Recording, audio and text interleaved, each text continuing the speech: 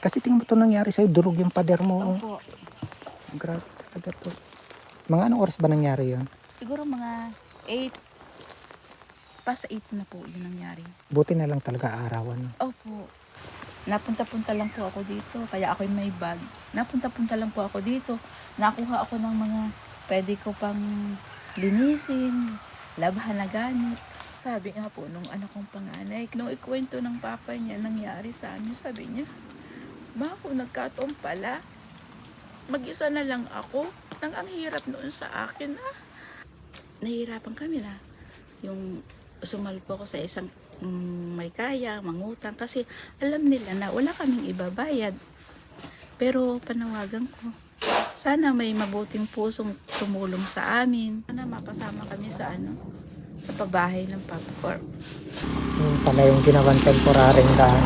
Naputol kasi itong kalsada na to.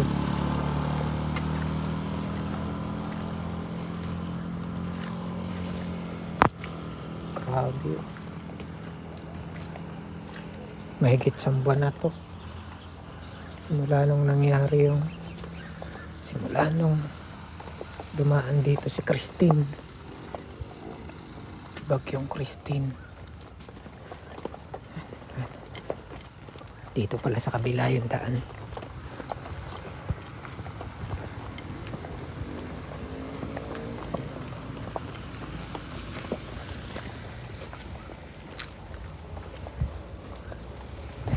Malalim. Panlo mo makakita ng ganito. Bahay. Kakalahati na lang. Tapos kita yung bakat ng tubig. Ang taas. Hindi lang basta tubig. Pati lupa. Ito dati. Alam ko wala to eh. Walang tubig to eh. Grabe nangyari dito.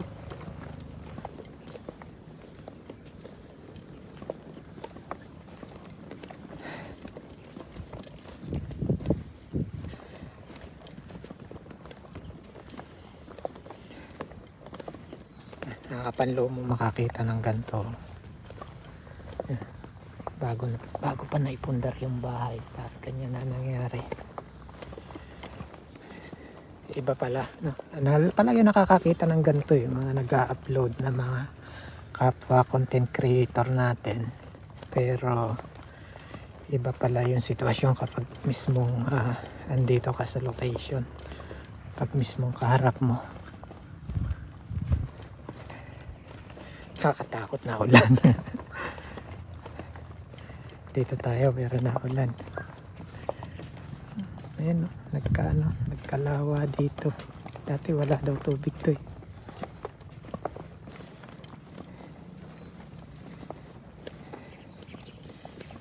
Nalimutan ko ano nga bang pangalan ni ate. Ang pupuntahan natin dito. Silip muna sa isang cellphone.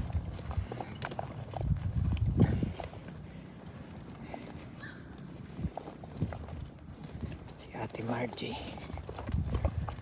Ate Margie Punsalan.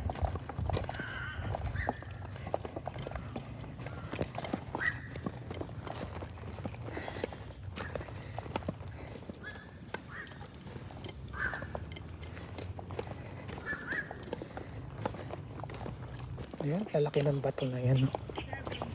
Ay, hello po. Ate Margie, ikaw na yan. Takot dito.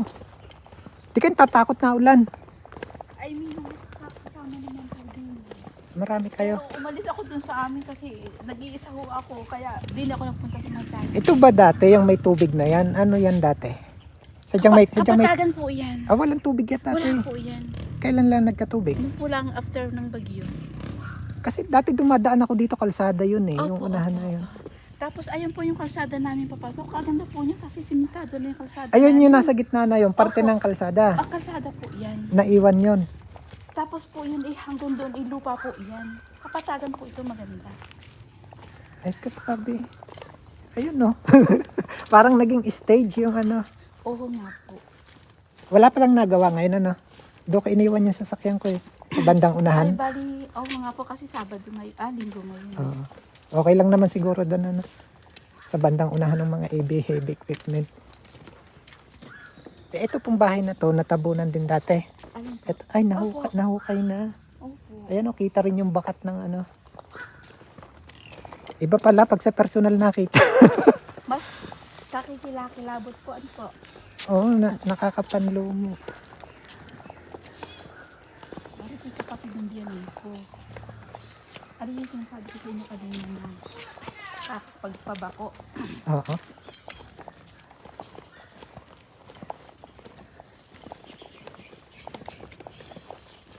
Pero inyo yan o, yung bahay, kakalahati na lang. Maganda-ganda ka po ang tingnan mo yung sakay sa noong ano. Yan lagay na yan, mas maayos pa. Maayos na po noon.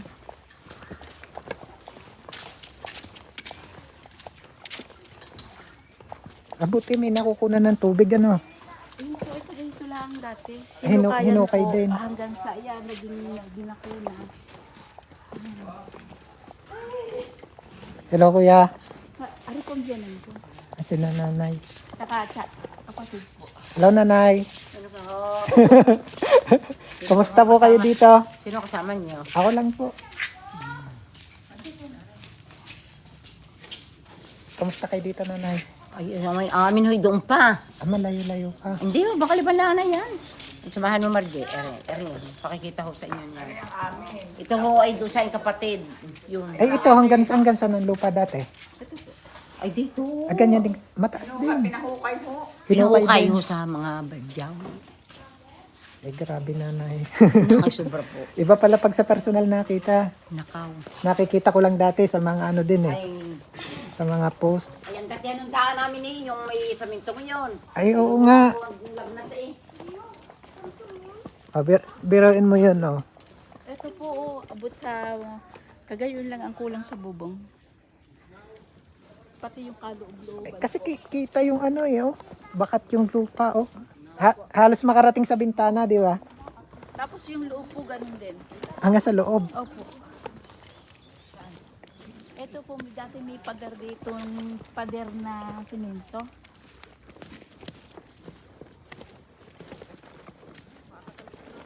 Tama-tama pala, nagbota ako oh.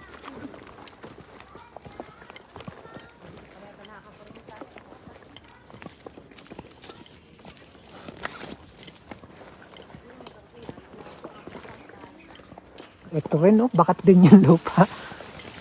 Ang taas. Na-stuck noong sobrang bilis eh, dyan sa bintana ng biyanan ko. Diyan po kami na-trap. Ito po ay terrace. Ito po ay terrace na kaganito pong kataas ang terrace na iyon. Tapos ngayon. Tapos po, ito flat na. Ay, ibig sabihin, malalim yung lupa dito. Apo, mataas po nagtambak. Mataas ho ang bahay namin yan, kaya lang, yan, nangyari. Pinababa po ng ano. Pinababaho. Ay, ito oh, grabe yung lupa sa loob. Ay naku po, ay tingnan ho nyo. Ang lalim po, ang lalim. Lahat ho, 4 kwarto at 2 CR, puno ng lupa. Oo, 4 ang anong kwarto, tigil-tigil nga kami. Ito po yung bahay ko. Ayan yung bahay niya. Eh, grabe din yung nangyari sa inyo. Ito, yun po yung kusina ko. Ito yung ano, terrace din, di ba? Ito po yung terrace ko. Ito po, pasumano ng terrace ko. May dalawa po yung step na hagdan, paakyat ng terrace. Tapos po yung terrace ko hanggang dito. Eh, ngayon. ito na. Ngayon po, ito, nauuntog. Ayan na po yung bubong, umauntog na. Ay, Tapos po yun ay, mataas po yun eh, kasi lampas eh. Ngayon, nauuntog na rin po doon. Mas mataas Tingnan po naman yung ninyo sakay nangyari dito. sa bundok. Dito dumaan Yun po. lang. ay, oo nga. Katabi nyo pala yung pinanggalingan mismo, oh. Ayan ho, Ito yung bundok. Kaya po, noong nagtaka ako kasi natrap kami doon sa terrace ng mga nanay ko, biyanan ko, nakikita ko na dumadaan yung aking mga thermos, gamit, yung aking refrigerator. Kaya magdamag ako nag-isip, sabi ko parang nakalabas yung mga gamit ko. Yung pala po, ganyan na. Pero naandyan pa lang po kami sa bintana ng nanay, biyanan ko. Yan po pala na ano na yan. Yung ari pala yung nagkagala rin. Ibig sabihin, andun kayo sa kabilang bahay sa mga Naroon nanay. sa amin. Kaya Naandun na po kami. nagulat na lang kayo yung mga gamit nyo. Pero, Lutang. Inaanod na. Malis. hanggang bintana na yung tubig, naandyan pa rin po kami. Umiiyak na kami, 4 na babae po kami. Tapos, yung asawa ko po naman, sabi niya, huwag kayong mag-iyakan. Importante buhay tayo, sabing ganyan. Tsaka yung pong ano kong bunsong naandoon, yung po ay, sila po ang nagtali ng lubid para kami makaliban. At hindi lang doon galing akasya. Oo. Eto, katabing-katabi talaga po nila mismo yung bundok na pinanggalingan. Yan ho ang nakaano din pati sa amin eh. Nung iyan umunan na. Bukod pa ho diyan, meron pa uli dito. Nagsabay-sabay po. Yung pati Ito, doon sa yung anak na yon, yung isa kong anak na sa likod ko, tingnan ninyo at ang pader ho ay bumigay na rin. Ito ba'y kumusta ang loob nito, ate? Tingnan po. Tingnan ninyo. Nang pakikita ko rin sa inyo yung aking isang anak na Ito po, naroon. pwede po dito. Lang, sadyahong wala na. Ako po ay nananahi. Ito po, anong parte ng bahay to? Ito po yung kusina ko. Dito po ako nananahi kasi natulo na po yung terrace ko. Dito ako nananahi. Ayan po yung aking makina na lubog na. Kasi, ayan o, yung bubong, ang baba na lang. Ito po ay aking kusina. Ito po ay meron division dito. Yung doon po ang mga lababo ko, lutuan. Kasi ito po sana ay yung dining table ko. Ah. Tapos po, yung banda doon, yun po ay naandun po yung aming poso. May bubong din po siya doon. Pero, yan, tumaas na po yan. Kasi tingnan niyo yung kanilang ano. Ayan o. Mauuntog na. Talagang ano, bumaba na, nawala. Ito po din.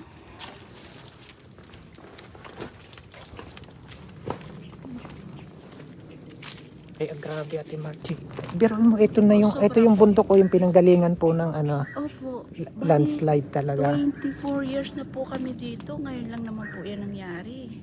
Kaya, hindi naman kami umalis nung araw na yun, nung umagang yun. Kasi, hindi naman po namin akalain na ganyang kabilis mangyari yung ganun eh. Talaga bang ano, saglit lang yung... Ay, saglit lang po kasi dumating po yung asawa ko. Kasi doon po banda, may tangkal po kami ng 45 days. Naandun na po yung tubig. Tapos nakita ko po doon sa may terrace na ito, may naaagos na ditong brown yung brown na ang tubig. Sabi ko, pa, may brown na ang nalabas. Sabi ko, may gumuho na po pala dining konti. Tapos po, yun. Tapos yung pamangkin ko po, tita, nasisi po si Kuya Hubert. Kasi po yung motor ng kapatid niya, inaanod na pala po sa kabilang bahay. Pasalamat ko po kasi naandito banda ang anak ko. Ngayon, nakaalis po siya diyan at pumunta po nga doon sa Tapos sabi po ng asawa ko, halika na, sumama ka na sa akin, tawid na tayo doon sa mga nanay. Sabi kong ganyan. Ako po pabalik-balik kasi may gusto kong kuhanin, pero hindi ko alam kung anong gusto kong kuhanin. Pagdating ko po doon sa biyanan ko, hanggang dito na yung baha, doon sa dalawang step ng hagdan. Nung kami nasa terrace na, di wala pa po doon ng tubig. Tapos po, noong na kami nasa terrace na, tapos umaapaw na po yung tubig sa salas ng biyanan ko, bigla pong gumuho ito. Ito po, biglang gumuho. Bigla pong nabuksan yung pintuan ng biyanan ko. Marami palang pinanggalingan Oo. dito, tsaka meron dyan. Malamang, Tsaka po, dito pa rin malamang eh. po marami. Malaki din po doon sa hulo. Oo, kasi biruin mo yung kalsada nyo na halos nabura talaga yung kalsada nyo, nawala.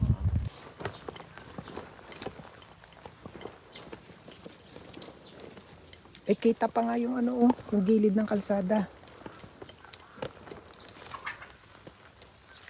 Hanggang saan po yung kalsada dapat? Ang kalsada po yan, ayun o, hanggang doon lang po ang kalsada na yun. Kasi ang daanan po namin doon, eto yung paakyat dito. Malumano yan dito eh. Malayo pa po. Hanggang doon sa gilid na yun ng kalsada, hanggang doon po yung lupa na kapatagan. Doon sa tabi ng kalsada ng simento na yun. Pero yung kalsada Tapos po nawala yung, talaga. eto po yung punong yan, yung sangang iyan ng bali iyan lang kapo. Opo. Iyan po ay hanggang dito sa amin. Pero ngayon tanyo po, nalapat sa lupa. Ang taas, ang laki talaga na itinaas ng lupa. Opo, opo. Yung tumabo na yung puro galing dito. Oh, galing po diyan. taas na yan. Tapos po yung iba po galing diyan sa hulo. Ayan po. Yan. Guho din po yan. Oo May nga. bahay po sa Eto, doon sa kabilang yun, dalawa. natabunan din. Yung pong isa ay tabon na tabon, wala as in makikitang bakas. Yung pong isa ay bubong na lang ang natira, maraming lupa sa loob. Pero po yung isa, as in talagang wala pong bakas na makikita. Buti walang tao. Ano po, mayroon po naman silang pabahay na nakuha noong vulkanin sa So, nung nangyari Sa yung Coral ano, Monte. wala nang nakatira. Wala po sila diyan, pero naandyan pa po ang gamit nila. Kasi diyan po sila naglalaba, diyan po sila kasi wala po silang kuryente doon bago pa, kaya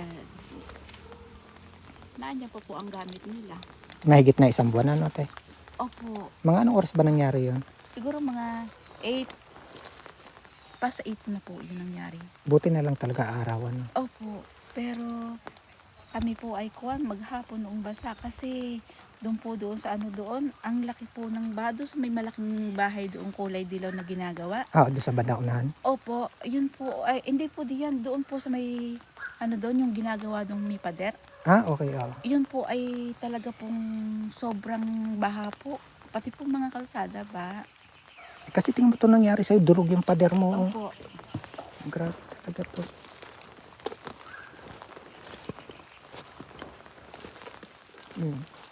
Tumabo na to. Wala po nagawa. Ultimong pader. Walang malaki, walang maliit na bahay. sabi nga po namin, sa TV lang namin nakikita yan, pero hindi namin akalain na mangyari sa amin. Kahit ako po, no? Iba nga pala kapag yung nakikita mo mismo yung personal. Kasi ang dami ko nang nakita ganito, mga nag-upload ng video. Pero iba po yung personal mong makikita. Yung mga gamit ko po, yun, nakabuo na po ako ng isang Durabox na talagang hiwa-hiwalay po sila. Pinagtugtog-dugtong ko lang, inimis ko. Pero gamit po sa pang kusina, wala po talaga akong nakuha. Napunta-punta lang po ako dito, kaya ako'y may bag. Napunta-punta lang po ako dito. Nakuha ako ng mga pwede ko pang linisin, labhan na gamit. Tsaka yung loob nyo palagay na ako dito na, eto yung amin. Talagang parang kampante kahit mahirap. Kanina nga, kumakain ako din ng mag-isa. Hindi na ako iyak, pero iyak pa rin ako. Yung ano ba itong nangyayari sa akin ito. Tapos nakaupo lang ako, subo ako ng subo. Hindi ko nararanasan noon. Nararanasan ko lang noon kung halimbawa nag-aani kami noon.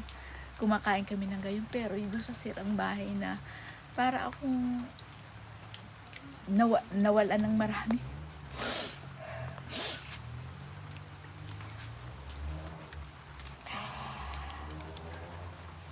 Pero sabi nga po ng asawa ko, importante buhay kami. Kasi yung lahat ng nawala, sa tamang panahon, pwede pang maibalik. Pero yung buhay, yun ang importante. Sabi nga po nung anak kong panganay, kasi nagtatrabaho siya.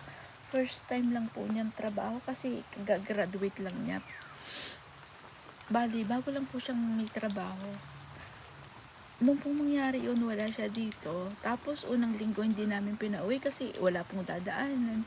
Tapos po noong sumunod na linggo, nakauwi na siya. Pero doon na po kami, nasa barangay Santo Tomas na po kami. Nung ikwento ng papa niya, nangyari sa amin, sabi niya, "Ma, kung nagkataon pala, mag-isa na lang ako. Ang hirap noon sa akin, talagang yung luha po, hindi mapatid. Kahit kontrolin, hindi makontrol. Kasi, sabi nga niya, Mama, pinipigil ko lang pong umiyak."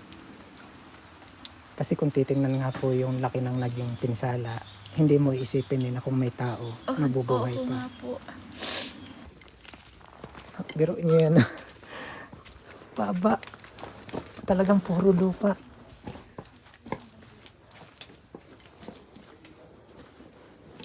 Hanggang ngayon wala pa rin kuryente. Lahat wala ano. Ay grabe yung nangyari sa bahay niyo, te. Ito po yung kwartong hindi na namin natanggal yung mga gamit at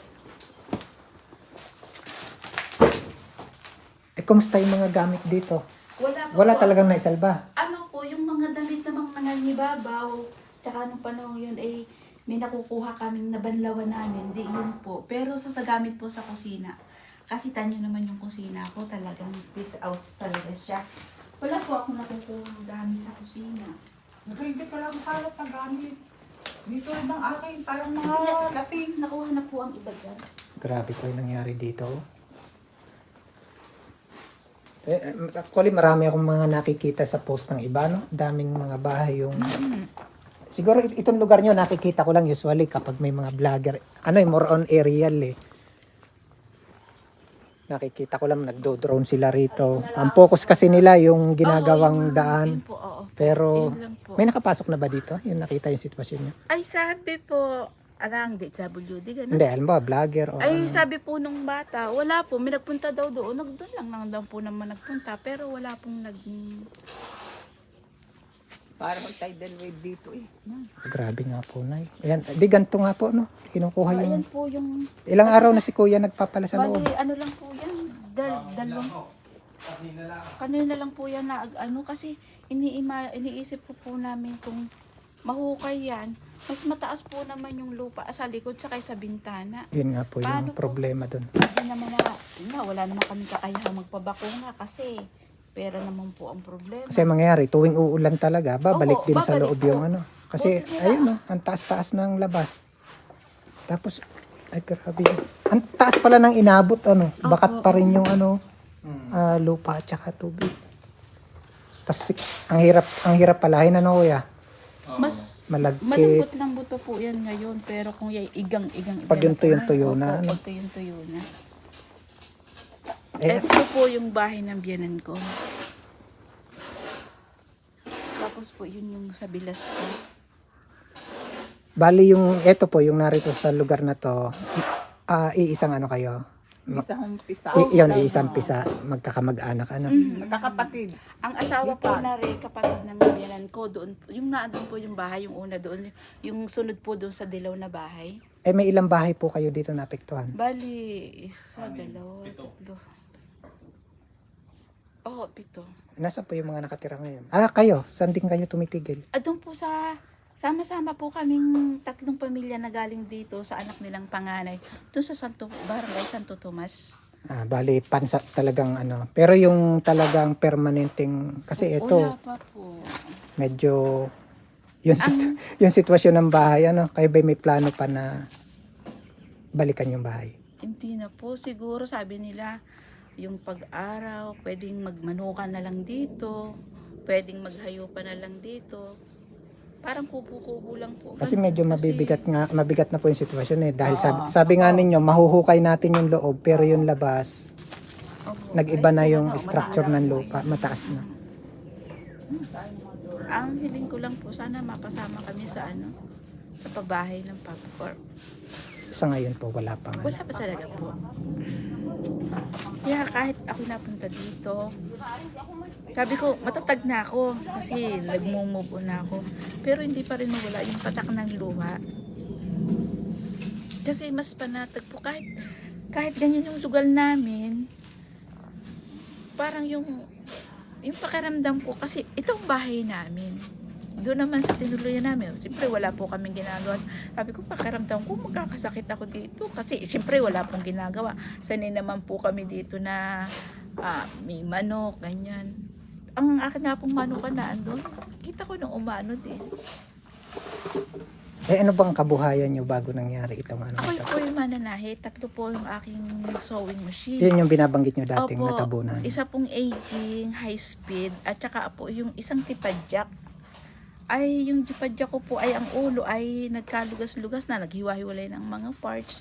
Yung pong jockey ko, high speed, ano po yun, wala na po yung, baka hindi na po pwede yung yung motor. Pero po yung ulo niya, nakuha ko, hindi naman po na umikot. Tapos po yung aking overlock, as in tabon. Kasi ang overlock ko po ay napakahalaga po na sa pananahi. Yan, for formality. Anong pangalan ni ate? Ako po, Margie Anuran Ponce. Ilang taon na po kayo? 55 po. Ilan na po inyong anak? 2 po, 2 lalaki. Si mister niyo po, kung okay lang. 55 din po siya. Nag-aalaga po siya ng isda, kaya lang hindi po siya natubo. Pati po yung anak ko, 2 years nang nag-aalaga ng isda, hindi pa po natubo. Nalugi po. So sa ngayon, yung kalagayan nyo, wala pa rin katiyakan. Wala pa rin po. Kung saan titira, kung papaano na. Pero yun nga po, pansamantala, dun sa kapatid ng asawa ko, sa barangay Santo Tomas, kasama namin biyanan ko, tsaka yung pong isang kapatid pa niya. Kung halimbawa, Ate Margie, meron kang panawagan sa mga kababayan natin, ito yung pagkakataon, ano? Kung halimbawa meron kang gusto sabihin sa kanila. Kung meron po, siyempre kailangan talaga natin ang financial. Kasi sa totoo lang po, wala pa kaming pagkukunan sa ngayon eh. Nahihirapan kami na. Yung sumalo po ako sa isang may kaya, mangutang. Kasi alam nila na wala kaming ibabayad. Pero panawagan ko, sana may mabuting pusong tumulong sa amin. Pusang loob. Sana sa pamamagitan ng video na to, no? Ramdam ko yung bigat eh. Opo. Parang bumalik ka sa simula. Actually, mas mahirap pa to dun sa dating simula. Kasi talagang mahirap po kasi noong 2000 pumutok ang bulkan. Was out din po ang bahay namin. Kaya lang po, yung mga gamit namin, as in nabuo namin. Hanggang sa, yan, napaayos na po namin ang bahay namin. Kaganda na nga ng pagkakaayos ng bahay namin ngayon eh. After 3 years lang po, nagkagaya na naman. Mas what's out ngayon kasi kahit mga gamit, wala kami. Sa bahay na. Ate Margie ha, yan, siguro naman nasusubaybayan mo ako. Wala naman po talaga ako na itutulong financially, galing sa aking sarili. Ang akin lang po, hindi katulad nito, makita yung inyong kalagayan. And then magdasal tayo, malay naman natin, di ba? Doon sa mga makakapanood po ng video na to, meron po makatulong po sa atin. Sabi nga ni Ate Margie, baka sakaling malay mo, no, mabigyan ng pagkakataon na mapasama sa Pabahay po. Pabahay. Of course sa pamiga.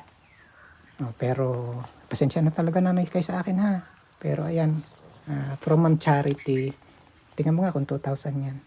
Bahala na po. Pagpasensyahan nyo nang maghati-hati na lang kayo dito ha. Ate Margie, ikaw na lang ang bahala. Pasensya na po kayo ha. Yan po ay from Ma'am Charity para po nga daw dun sa mga katulad po ninyo na naapektuhan ng Bagyong Christine. Alam ko maliit na halaga kumpara dun sa nawala.